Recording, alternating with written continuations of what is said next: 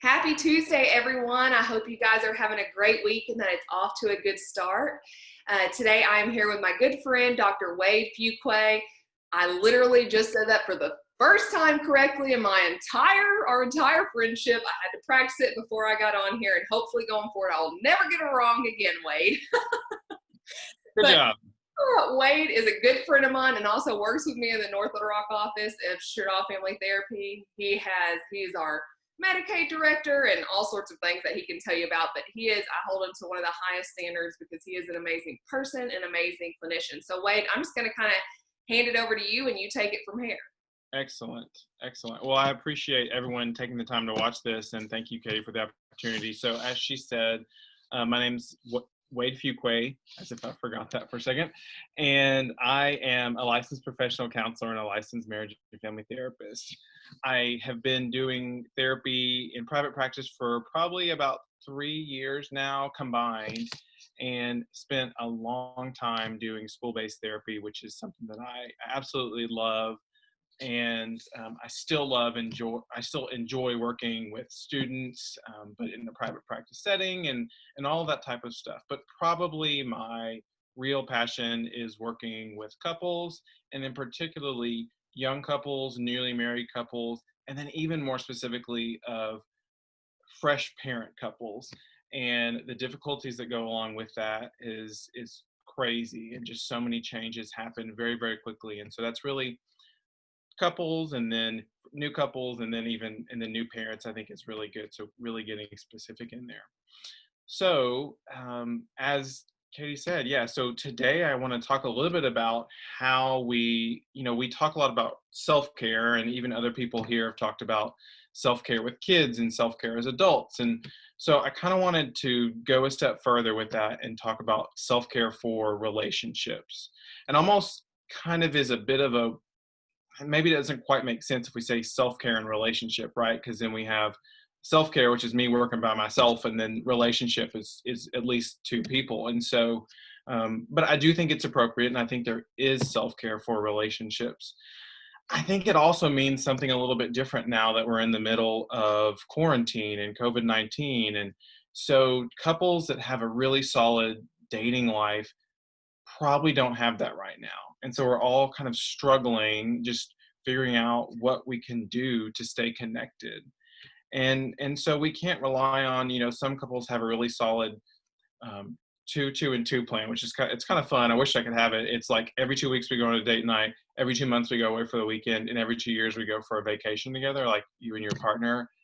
I so wish that we could do that. I don't think that there's enough childcare to those weeks away are like, there's a lot there that you have to really prepare for. So if you have that, right, you're going to miss a bunch of that in the middle of this. You're going to miss several date nights. You're going to miss at least one weekend away probably.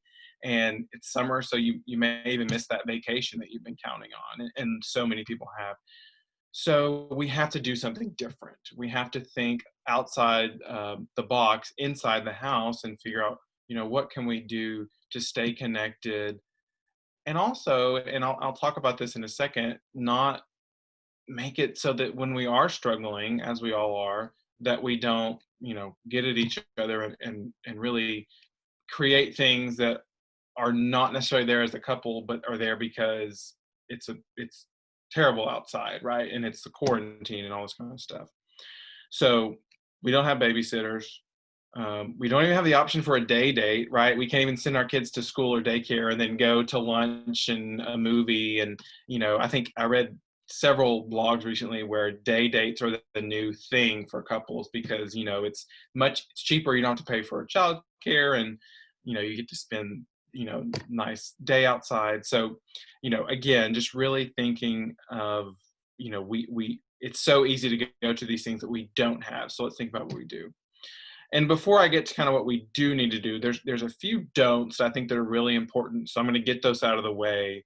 The first one is, let's not forget that couple time is a priority.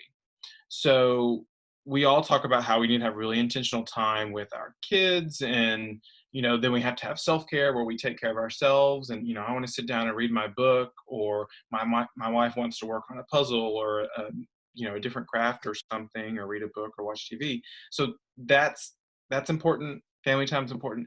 Couple time is hugely important. I think it's incredibly important, even compared to family time together, because it's the couple time is going to be just really foundational. So then you also don't want to settle for just watching TV. And I kind of droop when I say that because it just feels like that. We just kind of settle. We put our kids to bed, we come downstairs or go to the next room and just, all right, what do you want to watch tonight? In our household, it's not usually not even something new. It's just repetitive episodes of the Great British Bake Off, and which we love, right? My wife and I have seen all of them probably 15 times, but we do enjoy that, but we don't engage. We don't interact with each other. We have our phones and we have screens, and so that's not really a good thing. So we don't want to do that. We can use TV, and I'll talk about that in a minute. We don't want to think that family time is a replacement for couple time. I kind of want to go back to that because, a lot of families will think, okay, well, we're all home. We're going to have really good time together. I've seen you post a lot of good activities that you and your family do, and that's excellent. But again, it's a different purpose. So couple time is something that is important for itself. And then also, I think that overall, we don't need to worry that our relationships can't survive this, that we're going to be locked in the house together, or we can't, talk to anyone else, or, and that our relationship's going to crumble, or that we're going to just all of a sudden start fighting. There probably will be some conflict, but at the end of the day, that's not going to crumble your relationship. You can survive this, even if you don't have your monthly date nights. A lot of times when I work with couples, as they come to therapy, they enjoy having that set aside time, and you think, well, it's not like great, we're going to go to therapy, but it's a time to connect. And usually they get a meal out of it after or before. They might drive around. So it becomes a routine for them, and they really depend upon that to kind of set their clocks, for their relationship. And so a lot don't have that now, whether it be coming to therapy or just their own really solid routine. So we're really learning that these things that we think are essential, they're good, they're great, but they're not the end of the world if we don't get to have them. So I think after this, when we return to or go to some type of new normal, then I think we'll learn that when things happen, when plans get thrown out, then when our kid gets sick and we can't go out, then we know we'll be okay. It won't be the end of the world, because it'll be really minor compared to everything else. So that's the stuff we don't want to do, right? So more importantly, I want to focus on what we need to do. And there's endless options, obviously, and I'm only going to name a few, and everyone that's watching this will have a different idea, and you will have a different idea of what works for you as a couple, or you and Ashton as a couple. So one of the things I think that could be important as people are trying to wrap their heads around, well, how do we make time for each other when we're just like, how is it special? We want to set this time aside. It's special, that it's for each other. Sometimes I think you might want to think about doing something separately, but it's for together, right? So you probably have an easier time finding a little bit of time for yourself while someone's watching the kids, or while one's doing laundry or cooking dinner, and you have some time. You can carve out little pockets of time for yourself, but we do them for things that will come together as a couple. So I'll give an example. And this is one that my wife and I are doing right now, actually, because I think it's a great book, but John Gottman's 8 Dates. I wish I'd had it to show you, but it's super popular. It's at Target. I mean, it's at lots of places. And it walks through 8 conversations that you have, and they're set up as dates. And it gives you exercises that you get to do, and move through, and it gives you questions. And so you don't have to feel like you don't have any support, because you have kind of a framework for a conversation.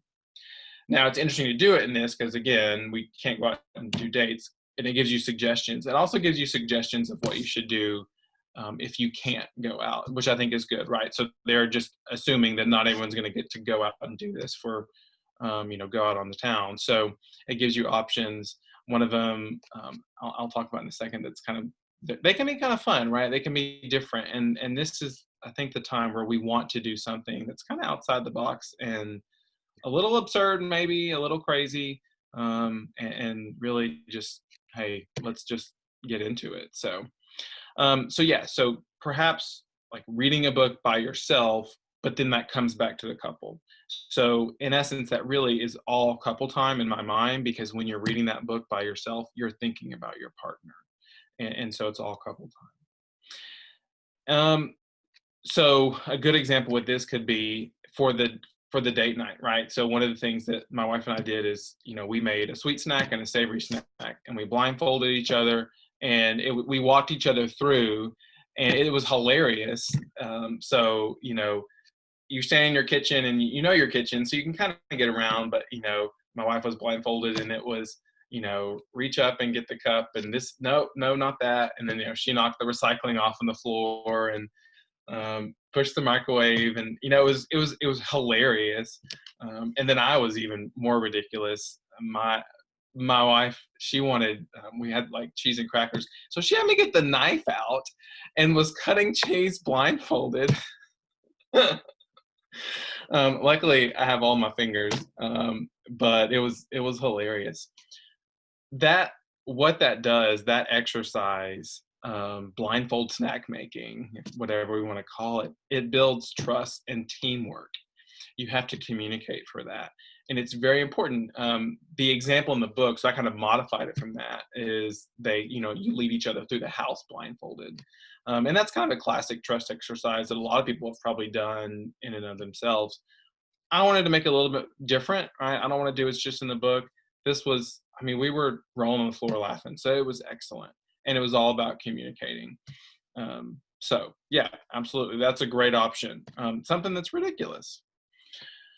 What are other options? I've seen where it's kind of related to that. Someone, a lot of these come off of TikTok. I've kind of been obsessed with.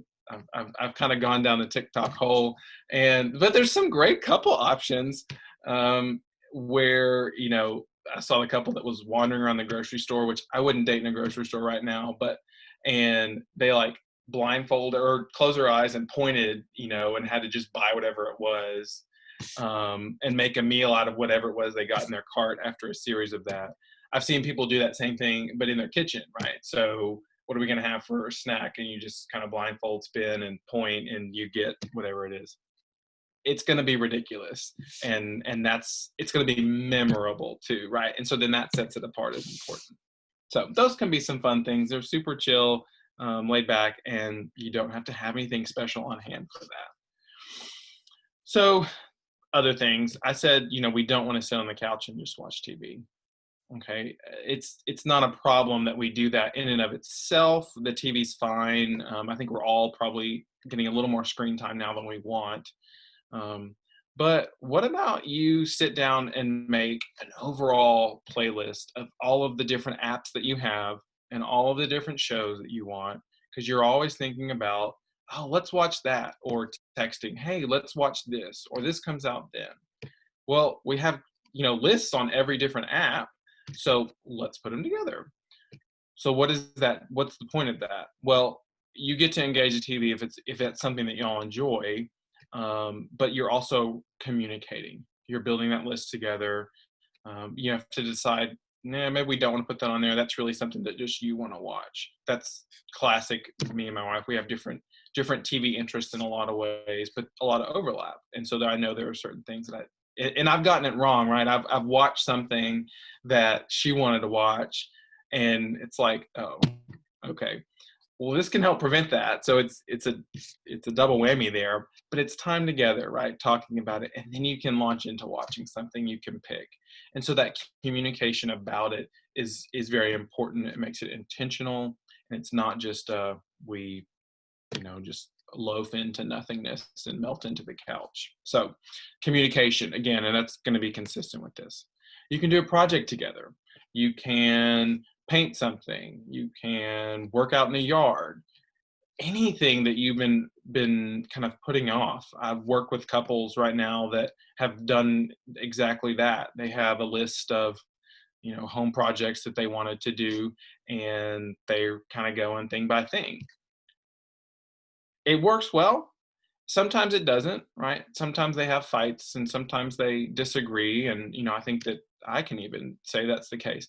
But you have something that you're working on together and you can see it. And so you're not going to just sit there and argue with each other if you can stay doing the activity. So if you can stay doing the activity of painting or whatever, then you have something that's naturally going to work on progression. It's going to keep you future focused. And that's really important in this at the end. And I'll kind of come back with that too. Other things, cook together, cook a meal together. Something that the kids aren't going to eat. So feed the kids whatever you're going to feed them, Uncrustables and applesauce and raisins. And then, put them to bed and then go downstairs and then cook the dinner that you really love, whether it's, steaks or, something that's more, intensive, homemade pasta or something like that. Something that is an experience together. That is going to, again, require you to work together, to collaborate. Your timings are going to have to be right. And so you're going to have to be in sync. That'll be just a good kind of way to see how well y'all can work together. And some couples struggle with that if they can't, like, they get in each other's way. And so it's important that in this case you work on, okay, I'm doing this over here, you're doing that over there. And it sounds kind of minor that's a skill that you need to have, but it is. It's that communication piece, and it's keeping things in sync and teamwork. And at the end of the day, a couple relationship is a team, and whether it be a team against the world or a team against their kids or whatever, or just keeping a team together, thinking of it that way, the cohesion, it's really important to have that skill to bring together. Lastly, I mean, if you can't think of anything to do, sit down, dream, and create. What is the ideal kitchen that you want to remodel and do? Get a piece of paper out, get a pencil, get your kids' crayons and, markers and colored pencils, and sketch out the perfect coffee table that you want your spouse to build, or the perfect shelves in the garage to get all of our stuff put up and out of the way. Anything like that. Again, it goes back to communication. And it comes to, you have something in front of you that's future focused.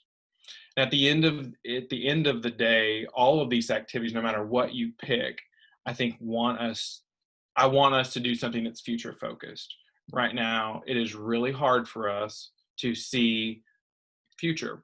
We're looking behind us, and that's hard, because our brains, are naturally going to gravitate towards the things that are hard, and the things that, we're sad about, and the things that we're stressed about, and that's just going to grow and grow. And so, if we can look future focused, and right now that's not a concrete thing. We don't know what it'll look like for our kids to go back to school, or for us to be able to go on vacation, or for us to be able to go to a restaurant. Who knows what that'll really look like when we get through this.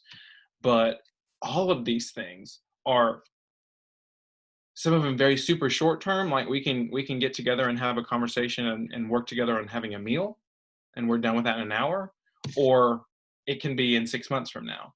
So you have different types of time frames that you have looking forward, and some of them, even at the very moment, are just present focused.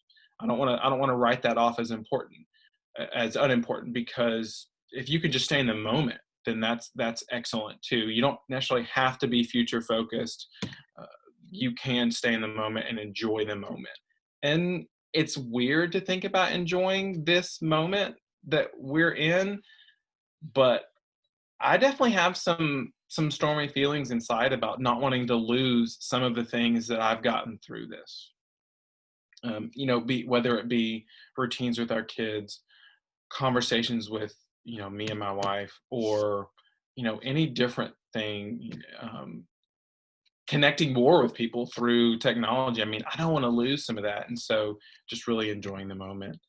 So I think that just something simple as a ridiculous close your eyes, point, and you end up with cookie butter and pretzels, or carrots and I don't know what, peanut butter. I don't know. It's actually really good if people eat it, but most people think that's weird. So I'll use that as an example. Shut up. um, you know, that's what it's going to make you do, right? That's exactly what it's going to make you do. It's going to make you laugh, and that's what we want. It's a moment of levity and a moment of a break. At the end of the day, reminding us that we have a good relationship. We are in this for a reason, and that we can get through this. I don't want to ignore the fact that there's some people out there who are maybe not in the situation where they can be so positive about their relationship. And so I want everyone to know that couples therapy works over Zoom. I'm doing it right now with people, and it's interesting. I've had one where people are in one part of the house, and then one where the other partners at work, and it's like actually the perfect way for us to be able to make this work. And so it is a little bit weird. I think we naturally think of teletherapy as being for an individual, one person or a kid, and we may talk to the parent for a second. But it really works for couples. I know quite a few people who are doing it, and it can make it fun. So the same things that we enjoy, working with kids, and hey, show me your favorite toys and show me your this kind of stuff. We can adopt that with couples, right? We can, I have one couple that they really enjoy the morning time, in with the quiet before the kids get up, when the sun may not be up quite yet and they can hear birds and drink their coffee. Let's have therapy in that spot. So if we can have therapy in that spot, it connects them to an experience. And so it is way more than just us talking about the relationship. It begins to connect more to their life. So it is an option for people. And I really encourage you right now, if you're struggling, if you feel like you are having more conflicts than you are having pieces, then I encourage you definitely reach out to a therapist and be able to work through that, because now is not the time to go at it solo, and we need support more than ever. And so, whether it be your partner or someone through mental health professional or licensed marriage and family therapist is really what you need to do. So that is my idea, I think, of what relationship self-care is. It is maybe a little bit by yourself, but for together. Yeah. But then also, if we think about it as our relationship is a unit, and so that unit needs care of itself. And so that's it. Oh, that's so good. First of all, at some point when we get to our, new normal, whatever that is, when my kids aren't with me every second of every day, I am implementing the 222. I don't know what that's going to take, but I love that it's going to happen. So it's just I going to know. I so wish that we could, and it's just like, oh man. But you got to think our kids are getting older, and it'll be a Sure. little bit easier once they get older. It won't be, for my kids, their attachment issues. So right now, the thought of in 2 years going on a trip and let someone keep them for a week makes me because I feel sorry for whoever would have them. But right. It's not me missing them. It's I'm so sorry for whoever. Yes, right. That's exactly right. Yeah. I love that. But I love just the simple and creative ideas. We are, this, but we're trying to get our house on the market. And so we have used the past however many weeks it's been now to work together to target all the home tasks. And we actually, we have really good communication anyway. We get along really well. We started off as best friends, but it definitely, it helps you communicate better. Right. And it does. And I think about house tasks, and usually when you picture having a renovation, it's hugely chaotic, and you have people, and you're eating out of the microwave for weeks on end. If we're thinking about a kitchen, And so if you can spend a lot of time now planning and just talking about it, and getting prepared for it mentally, then you know that you're going to go into it and you're going to be a little bit better off. Not to say you're not going to have a fight about it, Right. but if you can really front load with positivity, then I think it'll help you throughout it. Absolutely. And just the trust exercises, right? Of all the things we built, there's been times where I've had my hands, and he needs to solve something. He's like, just don't move. Don't move. I'm not going to hurt you. Just don't move. And it's that level of, I really do trust you, but this is also scary. And also we have to communicate, or I have to trust him, or, and we end up laughing a lot. And we're looking at buying a house and designing a house. Is so fun, but also it's like, no, I don't want that, what you want. I do want this. No, let's talk through why this is good. I think it's good because of this. You think it's good because of that. And as a family, what can we decide on? So I love that. I have a client who she has been so creative in what she's done. They travel all the time. And so that's been, which kills me. We love to travel, but we haven't much since kiddos. And so, but her and her husband travel like 3 to 4 times a year. And so what she's doing is once a month, she's surprising him, I guess it's not a surprise anymore, with a different vacation that they go on. So whether it's Hawaii or Europe. And so when he gets home from work or whatever he's doing, she has the whole ambiance set up of whether she's made maybe they're Italy and she's made pasta, and she has the Eiffel Tower, whatever. It's so just creative and fun. It's not Italy. I knew when I said that, I was like, that is not right, but I'm just going to keep rolling. Thanks, Fuqua. That's exactly right. I mean, it's doing something different. We know we can't now. Like, I don't even want to book a travel trip just because I'm like, I don't know if I get to do it. So, but if we can just like let our minds go there, maybe make our minds go there. And I think that, the things that I talked about aren't going to make your marriage or your relationship 100% better. I want it to do is make quarantine more manageable. I want it to help you distract from the chaos, the income loss that you may be experiencing, and be able to just enjoy each other for a moment. I think whenever I work with couples that come in, I don't ever let them leave that first session without saying, why did you guys get together? What first brought you together? And so just little things like this can help kind of spark that. Yes. And I just love, everything you've said represents what I like reiterate over and over to parents when I encourage them to connect, or is that dates and expensive are not connected, right? Dates can be free and fun and all that. You do not have to equate anything monetary when it comes to date. It can be exactly what you have at home. It literally costs time. Mm-hmm. Date is just setting time apart and focusing on the other, not yourself. Yes. Well, Wade, I cannot thank you enough for hopping on here. I know there's so many things I took away, and so many just thinking and how important it is. And I love that you stopped to take a second to realize, to highlight the fact that we know not everyone's in a situation like this. And I love that you brought that up, because I've told so many people that Zoom, either not parenting, co-parenting, yes, I know, and parenting, yes, but relationships, I love that. It is, and it can actually be more relaxing and, better. And I also want to highlight, if your significant other does not want to come to therapy with you, does not mean you can't get therapy to help deal with your relationships. Yeah, that's exactly right. Yeah, and I do work a fair bit with people who are working on their relationship by themselves. And I hate to say it, but that person is very much in the room, even though they're not physically in the room. And so it is very much a relationship process. So definitely. Absolutely. So there is no excuse if you're struggling in a relationship. There's very little to no excuse about why not to get help, and why not to seek it out. And so I'm a big believer in preaching therapy. I get it for myself and my kids. So, absolutely. Yeah. Well, Wade, thank you again. You guys, once again, I'll put all of Wade's contact information. He works in the same office as me, is also available Zoom right now, and some in sessions as well. He's still at the office.